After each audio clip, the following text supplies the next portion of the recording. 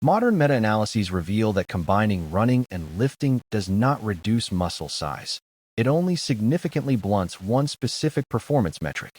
The fear that running destroys muscle mass originates from a single 1980 study by Robert Hickson. He observed that after 10 weeks, participants doing concurrent high-intensity cardio and heavy lifting saw a significant plateau in strength compared to the lifting-only group. However, context is critical. Hickson's protocol was brutal. Participants ran intervals or 10K runs 6 days a week, while also lifting heavy 5 days a week. This wasn't an interference of molecular pathways. It was a masterclass in overtraining and caloric deficit. Fast forward to modern science. A landmark 2012 meta-analysis by Wilson, later supported by Murach and Bagley in 2016, analyzed dozens of studies. The data showed that for hypertrophy, actual muscle size growth, there is no statistical difference between concurrent training and strength training alone. This debunks the long-standing molecular switch theory. For decades, textbooks claimed that AMPK, an enzyme activated by endurance exercise, completely inhibited mTOR, the pathway responsible for protein synthesis.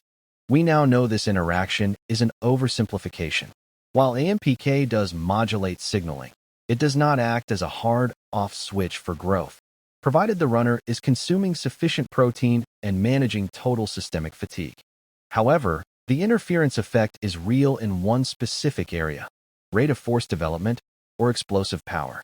While pure strength, 1 rep max, and size, hypertrophy, are largely preserved, the ability to generate force quickly is blunted by concurrent training.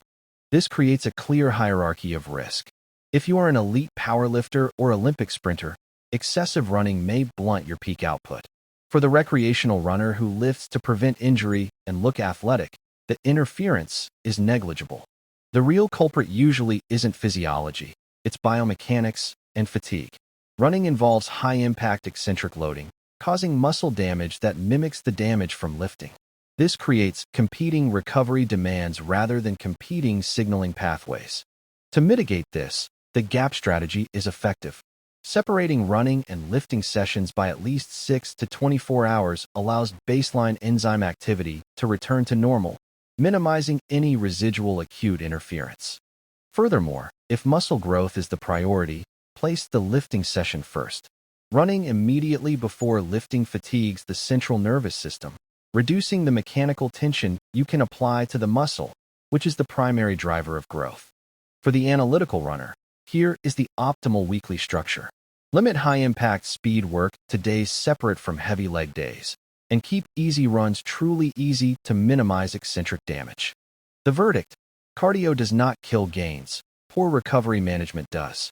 Unless you are competing for explosive power records, you can, and should, do both. Train smart, prioritize recovery, and trust the modern data.